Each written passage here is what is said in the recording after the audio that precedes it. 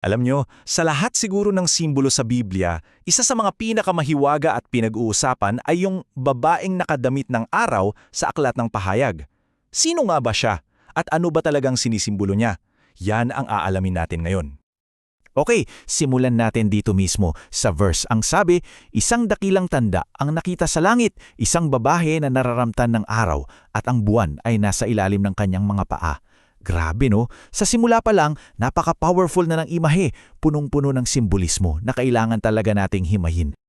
So heto na yung malaking tanong sa isip nating lahat, sino ba itong mahiwagang babae? At ano ang ibig sabihin ng lahat ng yan? Yung araw, buwan at mga bituin sa kanya.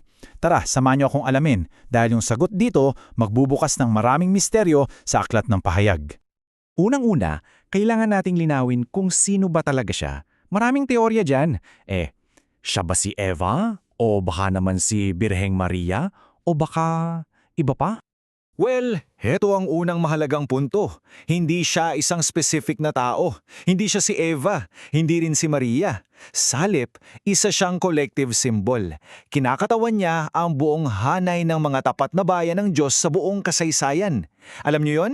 Yung community kung saan magmumula ang Mesiyas. At ang ganda nito kasi makikita natin na napaka-rich ng identity niya. Iba-ibang aspeto. Sinasagisag niya ang simbahan bilang katawan ng mga mananampalataya. Siya rin ang nobya na may special relationship sa Diyos. At siya rin ang spiritual na Israel, yung lahi ng pangako. Lahat yan nasa iisang simbolo. Okay, so medyo malinaw na sa atin kung sino siya. Ngayon naman, i-decode natin yung mga palamuti niya. Ano ba talaga ang ibig sabihin ng araw, ng buwan at ng 12 bituin na yan? Umpisahan natin sa araw. Hindi ito yung literal na araw sa langit ha. Ang sinisimbolo nito ay ang Diyos mismo, ang tunay na ilaw. Kaya kapag sinabing nakadamit ng araw, ang ibig sabihin na babalutan ka ng presensya at katuwiran ni Kristo. Ito yung proteksyon at pagkakakilanlan niya. Sunod, yung buwan na nasa ilalim ng kanyang mga paa. Ang ganda ng symbolism dito. Ito kasi ay kumakatawan sa saksi o witness. Isipin nyo, ang buwan, wala namang sariling liwanag, di ba? Nire-reflect lang niya ang liwanag ng araw. Ganon din daw ang bayan ng Diyos. Sumasalamin lang tayo sa anyang katotohanan sa isang madilim na mundo. At yan ang pundasyon niya. At syempre, yung korona, yung 12 bituin. Hindi lang yan basta palamuti, sobrang importante niyan. Sumisimbolo yan sa divine authority sa pundasyon ng simbahan na itinayo ng 12 apostol. Yan ang nagpapakita ng kanyang leadership at structura merititia. So, ngayong mas kilala na natin siya at ang kanyang mga simbolo, dito na papasok yung isang malaking cosmic conflict. May labanan kasing nagaganap dito at nasa gitna siya ng lahat ng ito. Kasi sa Aklat ng Pahayag, hindi lang isa, kundi 2 babaeng binabanggit. Una, ang nobya ni Kristo, ang tunay na simbahan na kadamit sa kaluwalhatian ng Diyos. Tapos, ang katapat niya ay ang babaeng bayaran, yung huwad na simbahan na ang suot ay kayamanan ng mundo. Ang isa, tapat. Ang isa, nakikiapid kay Satanas. Ang isa, inuusig. Ang isa, siyang umuusig sa mga banal. Dito mo makikita yung matinding labanan ng katotohanan at panlining lang. Teka, bakit nobya ang tawag sa kanya?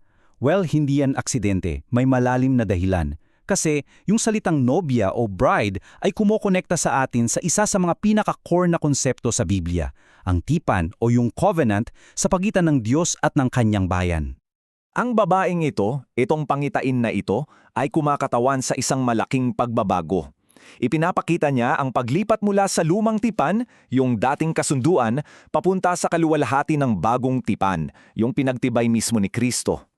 At ang laki ng pagkakaiba, tingnan nyo, yung lumang tipan nakabases sa dugo ng mga hayop, nakasulat sa mga tapyas na bato at nasira.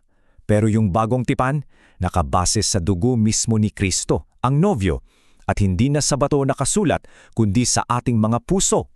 Kaya ito ay isang relasyon na hinding-hindi masisira at walang hanggan. So para i-wrap up natin ang lahat ng ito, ano ba talaga ang pinaka-takeaway natin dito? Sa madaling salita, ang babaeng nakadamit ng araw ay ang walang hanggang simbahan. Siya ang simbolo ng bayan ng Diyos sa lahat ng panahon, protektado ng kaluwalhatian ng Diyos, nakatayo sa tamang patotoo at kinoronahan ng banal na otoridad. Kahit inuusig, palaging protektado at siguradong magtatagumpay sa huli. Kaya iiwan ko sa inyo ang tanong na ito para pag-isipan. Kung itong sinaunang simbolo ay tungkol sa isang simbahan na protektado, inuusig pero sa dulo ay laging panalo, paano kaya ito nagsasalita sa mga pinagdadaanan natin ngayon? Sa mga sarili nating pagsubok at pag-asa sa kasalukuyan.